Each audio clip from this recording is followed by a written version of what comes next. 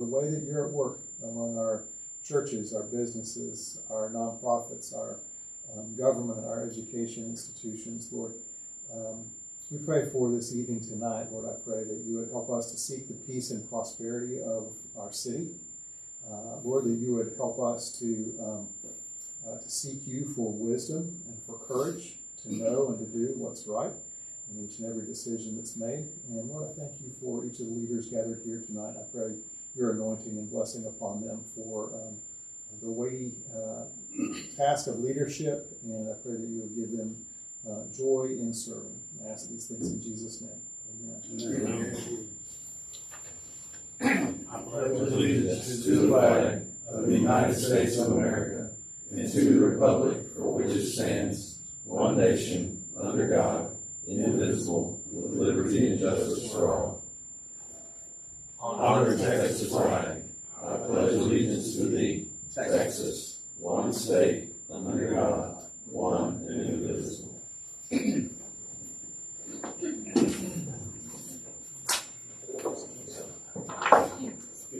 All right. Next is our citizen comment period, but we don't have any left, so we'll move on. Move into presentations, updates, and reports. City manager updates. Mayor and Council, we have a couple of updates. The pipe person on Winfrey is done. We still got to go back and do a little road patch there. They have a couple little high spots in there, Murphy. Low and high. We need to kind of smooth out. Waco Street's already started. It's underway. They've been cutting ditches. We got a little sidetracked last week because of the snow, but they're out there making progress on that. We have a President's Day on the 17th, so we're moving that meeting to the 24th of February. And then Jennifer said we have a Community Shred Day on March 1st. It's going to be from 9 to noon. It'll be set up here at the community center. It's paper only, no electronics or. Yeah, no electronics. You don't have to take the binder clips off. You can leave them in the binders, but just paper only though.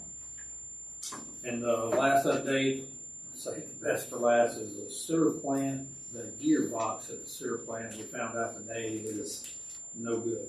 So we should have some numbers on that tomorrow. What it's going to be. You already gave us the worst-case scenario on those numbers, though, didn't you? Yeah, we just don't know for sure. Like, we're hoping it comes in way less. We could use some good news. Or if we need to come in way less. Yeah. Also, we didn't really have anything major during the storm, or snowstorm, snowpocalypse. Everything went over pretty well. We had plenty of people here on call and ready to respond, but there was no need, so we weathered it pretty good. All right, thank you, sir. Moving into our financial reports. Good evening, Mayor and Council. This report represents a general overview of the financial operations through December 2024, which is the third month of the fiscal year for 24-25.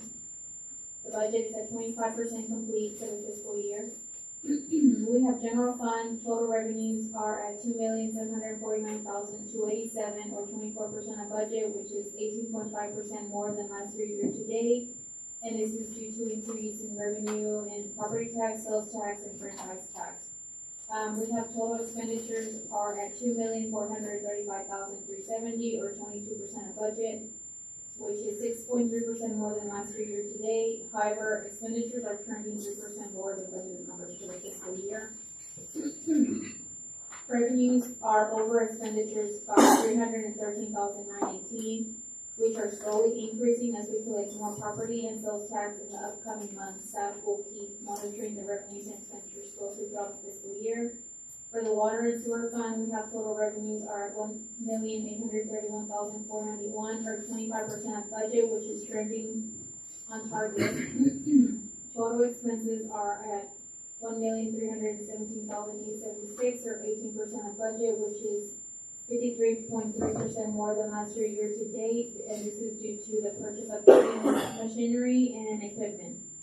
Fiber expenditures are trending 7% lower than budgeted numbers for the fiscal year. Revenues are over expenses by $513,615 due to the expenses trending 7% lower than budgeted numbers. So I wanted to be clear on something real quick. Yes. Says that we're 53% more, spending 53% more than we did last year? Yes. But revenues are still over expenses? Yes, and we're still trending 7% lower than the budget numbers for the fiscal year. Okay, great. For solid waste fund, we have total revenues are at $201,116 or 24% of budget, which is trending almost within budget. Total expenses are $127,451 or 18% of budget, which is trending 8.5% more than last year. Year to date, however, expenditures are trending 7% lower than budget numbers for the fiscal year. Revenues are over expenses by $73,665 due to less expenses for the month of December. For the fiber fund, total revenues are at $77,952 or 50% of budget, which is 44.8% more than last year to date, and this is due to continuing to service the residents of Dayton. Total expenses are $117,010 or 8% of budget, which is 4.6% less than last year to date. Revenues are under expenses by $39,058, and this is due to lower revenue collection expenses incurring to meet the needs of the residents. Okay. Anybody have any questions? Okay. Thank you, Ms. Leslie. Moving to mayor, council, and staff comments. One thing that I do want to say is I want to say thank you to all of our city staff, especially our first responders, during what I'll call Snowmageddon. That they were out, they were ready, they were available. There were some of the public works folks even got stuck having to work in some of it, and for that I say thank you. And I think that we're shaping up for a good year. I believe that. Also, Boots and Bullets was a fantastic time. Murphy, Tammy, Shane, everybody else in here who was there, who helped. It was a really good night. I think we had a pretty fantastic time. It's nice to be able to support our fire department and to see so much love and caring and a community really coming together. So for everybody who worked on that and who went, thank you. You were very loved and very appreciated.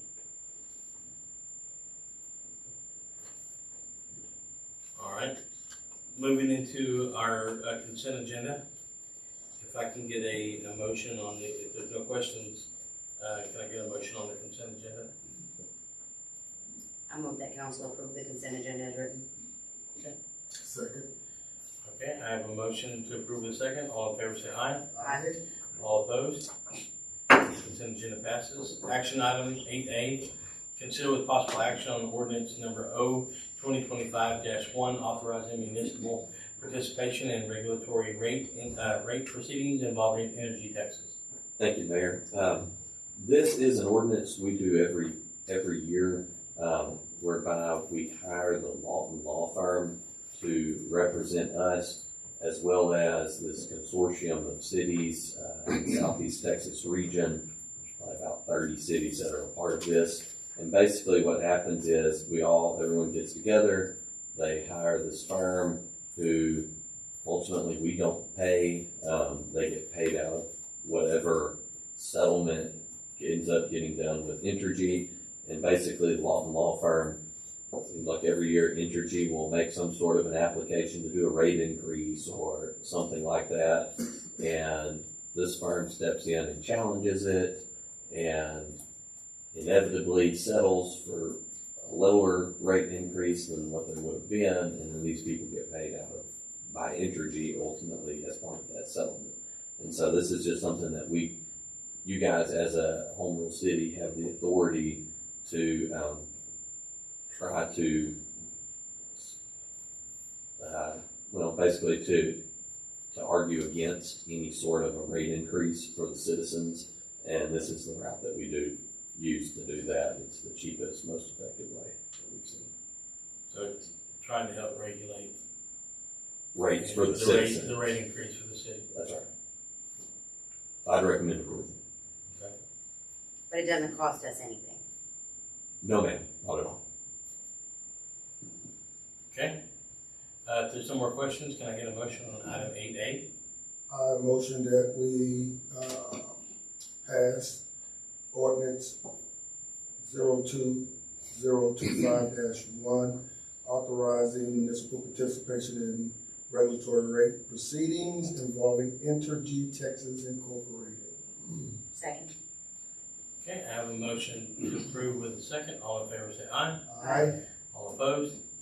8A passes.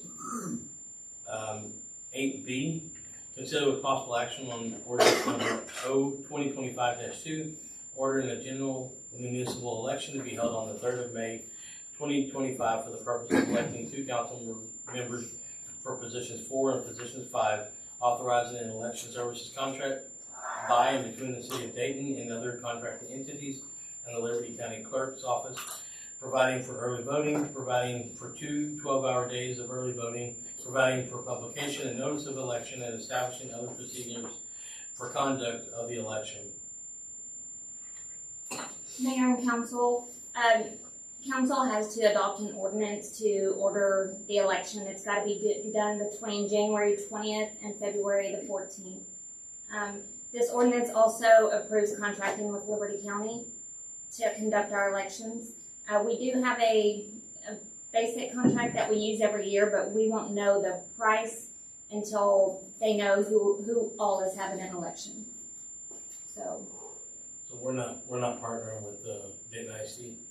no, we don't have to anymore since before it was just us splitting the cost with Liberty County, but now since it's all the other entities, school districts in Liberty County, that gets split between all of us. Okay.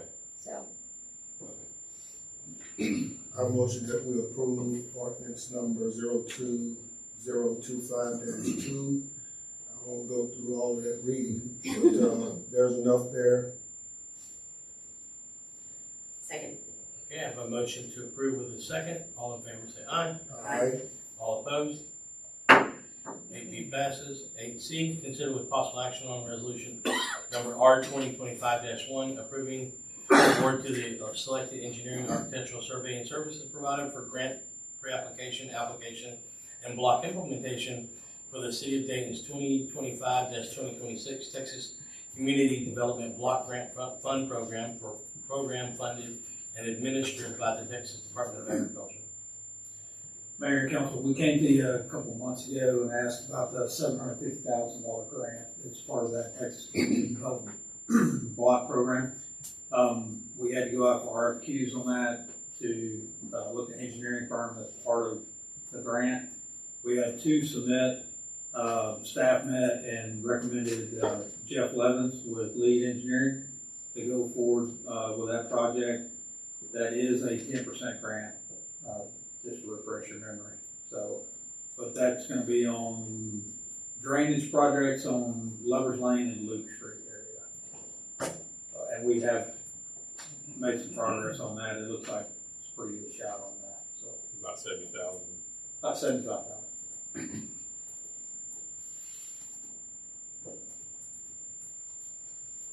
All right. Any questions? Okay, can I get a motion on item 8C? Make a motion, we approve resolution R-2025-1, approving the award of select engineering and architectural surveying as discussed, Dayton 2526 Texas Development Block Grant. I don't know the name of that one you just said. Lead engineer. Levins, and you can say Levins. Levins? Yeah, Jeff Levins, Levins, engineer. Second. I have a motion to approve with a second. All in favor say aye. Aye. All opposed? 8C passes. 8D, consider with possible action on resolution number R-2025-2, approving the submission of a grant application for patrol fleet funds. All right, good evening, Mayor and Council. It's HGAC grant season again. The first grant before you for resolution is one we applied for last year. I believe we ended up scoring like 36 or 38 on the list, and the cutoff was around 32. We almost made it. We're applying for it again this year. It's going to be for 2 fully rigged Tahoes. To get it under the $150,000 non-matching fund grant, we had to take the radars out, which dropped it from a little over 150 down to 147, 93, 96. And we're just asking for your permission to go out for this grant again. So, quick question, Mayor. So if you don't have the radars on 2 vehicles, what would, go ahead? Yes, sir. All right. Okay, so we have some radars out of older patrol vehicles that have not met their end of life, and we'd be able to retrofit those into this. It's already coming with the wiring installed connected. Council Barnes, we also have, if it came down to it, if we were gonna pull some other service, fleet vehicles out of service, we would use those radars in there, or we actually have some Caesar funds. We also have some donated funds that we'd be able to pay for those radars if need be. Okay. So that kind of rolls me into another thought that just kind of entered. So you made mention of having some radars in some vehicles that haven't met end of service life. What's the lifespan, or what's the service? Okay, not on the vehicle, the end of service life on the radar. They're still actually supported by the manufacturer. And what kind of terms are we talking? I'm just being curious. It 2 just to 5 depends. years? It just depends. So every electronic device has an end of service life where the manufacturer, in order to get everybody to buy the newest, greatest thing, says, hey, we're no longer servicing this. Okay. I've seen them last, John, you've probably seen them, I've seen them last 10, 15 years. Yeah. MPH is one of those. Yeah. Mm-hmm. These are stalkers that we have now, so I think it's Pretty common. yes, sir. Right. And the only reason why I ask is because technology is moving so fast.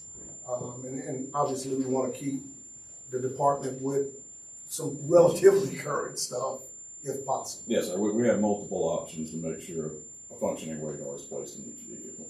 Okay. I have one other sidebar question.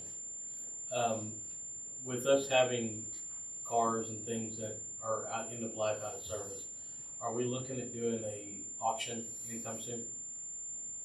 We just did one. We just did one. Okay. Yeah, all the ones that were out of service that weren't being used or couldn't be used, they were all sold. Okay. You know how many that was? PD units, it was about 6 or 8. I don't think it was 8. I think It was at least 6, but Yeah. some of them were wrecked, and Yeah. the last one wrecked, we salvaged. We had, do you remember what the total was on that sale? 37? Yeah, around $37,000 in surplus sale that we were able to get off of some other city equipment also. Awesome. Okay. All right, if there's no other questions, can I get a motion on item 8D? I move that council approve resolution R 2025-2, approving the submission of a grant application for patrol fleet funds. Second. Okay, I have a motion to approve with a second. All in favor say aye. Aye. All opposed? 8D passes. 8E, consider a possible action on resolution number R 2025-3, approving the submission of grant application for flock cameras. Okay. Raise your hand if you know what a flock camera is. That was going to be my question. Sounds like a bird camera. It kind of is. Okay. Well, no, not really. Okay. Flock is more than just a camera. It's a license plate reader, a camera, and a huge national database of public and private entities that collect data through license plates and vehicle photographs.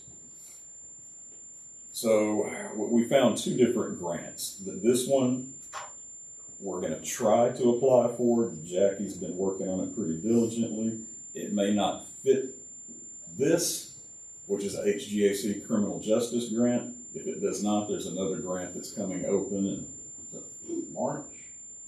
May, excuse me. That's through TxDOT, that's geared towards stolen catalytic converters and stolen vehicles, where this will absolutely fit. But we're just needing your permission to go for these now. But what it does for us, so Flock, the company itself, can come give you, normally from what it was explained to us, they give you 3 options. The bare minimum number of cameras placed strategically on your map to get the most number of traffic contacts in and out of your city. Or one that's in the middle, or one that the sky's the limit. These cameras, they average $3,000 a year per unit would be the cost. The initial cost also, you're going to have, if it's on a city right of way, they would charge us $500 a camera to install it. If it's on a TxDOT right of way, because of the interlocal agreements they have to enter into with TxDOT, it averages about $1,200 a camera. That would be a one-time fee, but the $3,000 would be per camera, would be recurring. This gives us a database that'll automatically flag stolen vehicles coming in and out of the city. Anytime we flag a suspect in the system with the different vehicles they drive, it will let us know when that vehicle comes through. It will also, let's say, somebody calls in and says a red Honda Accord just broke into, or people just broke into my car in a red Honda Accord and they left, no license plate. Well, we can actually search that time frame for red Honda Accords anywhere in our area that has Flock cameras in that system, and it flags all of them with their license plates and sends it to us. So it gives detectives a great place to start. This camera system and database, several cities now are going to this, putting it into their development plan, where if a developer comes in and wants a neighborhood, they have to put one of these at the entrance. So, if there's anything comes up missing, crimes that were committed in the neighborhood, we can go back and look for vehicles that don't normally come in and out of the neighborhood, and it gives us a good place to start. So, did you say that this Flock system is connected to a national database? Yes, sir. All over the United States. Okay. How many other than obviously probably Houston, are any of the other small towns in this area doing that? Jasper, Mont Bellevue. Mont Bellevue has so many over there, you can't go anywhere in town and not be on one. Oh, I'm sure. Actually, Lowe's actually has a national agreement with Flock. They have Flock cameras at every Lowe's across the United States. Several hotel chains do. There's several agencies within Harris County. We've already been able to go through Mont Bellevue or another agency that has a Flock contract to track down vehicles that are suspects in crimes that were committed in Dayton. What is the monetary value of the grant? Do we have one yet? We do not have one. Like I said, this is in such early stages. We just need your permission to start looking at it. We weren't for sure to begin with. In both grants, actually, we put in that you would agree to pay matching funds. These grants that are through HGAC, there's no matching funds to these. It's a 100% grant. What was the cost per camera again for the installation? $1,200 on TxDOT right away, and what was the other? $500 on a city right of way, or a right of way that we can control or get permission. And were those recurring? Did you? No, ma'am, that's a one-time fee for the installation. Is that covered under the grant? Yes, sir. Okay. But it is a recurring annual per camera. Yeah, the $3,000 per camera per year is reoccurring. Okay. There is another use for them too, from an EDC perspective, that they can also use the same data. They're using cell phone data right now to track people that come in and out of town as far as shopping purposes. They use the geolocating stuff that EDC uses. They could actually have access to this as well, not to the level that we would have access to it, but it would help them track who comes in and out. So I have seen in the past EDCs partner with police departments to help offset the recurring costs of that every year. So It's an option.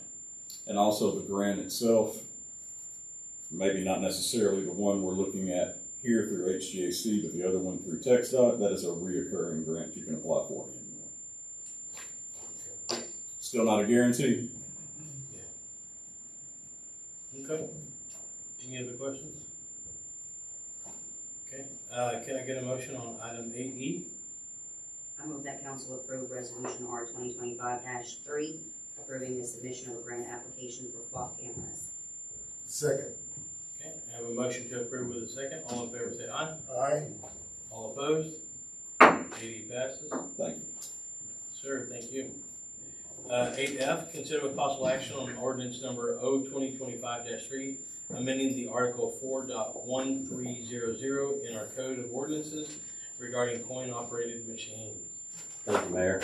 So, right now, we have a game room ordinance. So what this is talking about is game rooms. These are the coin-operated machines. We have a game room ordinance. It's not as robust as we would like it to be. So what we went ahead and did is put one together. I'll just say it's the same one City of Liberty has adopted several years ago. And if you read through it, really it's broken down into a couple of sections. I want to go through this and I want to share something else with you too, but after I finish that. But really what this would do is it says we can charge a $15 tax annually on every coin-operated machine. That's statutory, so that's state law. You can't charge more than that. And we can make them get permits for us for every machine. For game rooms, which is defined as being having 6 or more in a location, which again, that's statutory. State law has told us that's what a game room is. It has a bunch of regulations in here that we put in that says, basically the gist of it is to make them open in a manner where PD can get in and where they can be regulated. So they can't be in a back room somewhere with no windows. If they apply for a permit, they have to sign the owner of the property and the person applying for it has to sign a document acknowledging that they're liable, criminally liable for any illegal activity that takes place there. It sets a fee of $750 annually for game rooms as a permit fee for those. And just has a whole bunch on game rooms. Then the last part of it is a section on amusement redemption establishments, which is frankly a term I invented a couple years ago, which is any place that has 1 to 5 machines. Because initially City of Liberty adopted an ordinance that said you're a game room if you have 1 machine, and we immediately got sued or got a whole bunch of demand letters and got a whole bunch of pushback on that. And so, because Texas law was what defined it as being the 6 machines or more, and so basically for these other amusement redemption establishments, it has similar regulations to game rooms, but not quite as many. So this would be your, gas station that has 2 machines in it would fall into those. But again, all the same regulations for the machines apply to all of them, and it would still have to be open. They can have them hidden in the back room somewhere. And so I would recommend that we adopt this tonight, just because we've been getting a lot of phone calls a lot of interest from folks that are wanting to put these machines, these game rooms in. And so this would get something in the books that's more robust. An interesting note as I was looking into this before tonight, the city of Fort Worth actually just adopted an ordinance saying that it's illegal to have any sort of gaming machine in the city.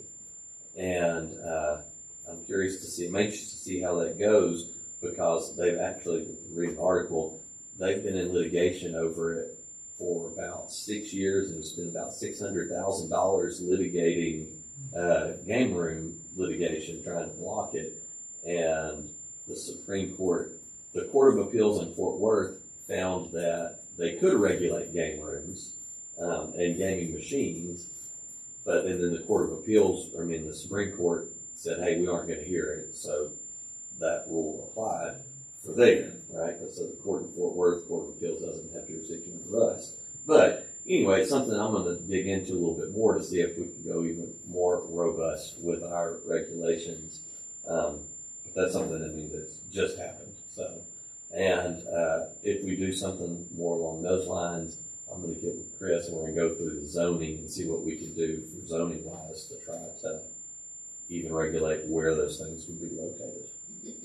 How is this not gambling? Well, and see, and that's what the Fort Worth Court of Appeals was technically, if they do it the legal way, they're only giving away things of value less than $5, which I'm sure is all that's ever given away at these things, right? They call it, like it was under, they call it the fuzzy animal rule, and it was what they were giving away was fuzzy animals, right? Like stuff from The claw machine? Exactly. And so, but if they're giving away money, then it is illegal. And that's kind of the deal is, though, by adopting something like this, it makes it where it has to be out in the open where PD can walk in and see it and hopefully stop it if they are doing something illegal. So. Do we have any idea of how many of these we currently have?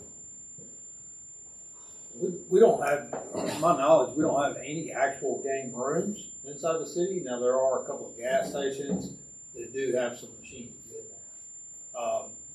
That really the intent of this ordinance is to stop an actual game room, which would be like a building this size, not a building, a community center size, but this size room filled with machines. John and I talked about this. I think y'all got some out in the county. It's not a good thing. I can tell you from where I came from, they've got 4 right now, and it's a constant problem. There's constant aggravated robberies. It's not something we want to go down that road. So, to Brandon's point, if we decide to go down this route to adopt this ordinance, is there any way to prevent pending council action you guys coming back with a plan on where to place these things in the correct zones? Or can we put a not a moratorium, but put a well, right now they would have to be, it would be general commercial. Or somewhere else. Yeah, I mean, right now, if somebody came and applied, it would have to be in the general commercial area. Now, what we would want to do is come back and try to limit it even more to, and it says in here they have to be within a certain distance of schools, churches, residences, all those sorts of things too, trying to limit those locations. But we wanted to get something adopted so that we can get a start and then come back with a more detailed, with a zoning plan kind of attack. How do we limit them to right around the police department? All right. Is there any other questions? All right. Can I get a motion on item 8F? I motion that we approve ordinance number 02025-3, amending Article 4.1300 in our Code of Ordinances regarding coin-operated machines. Second. Okay, I have a motion to approve with a second. All in favor say aye. Aye. All right, it is now 6:35, and I hereby recess this city council meeting to executive session.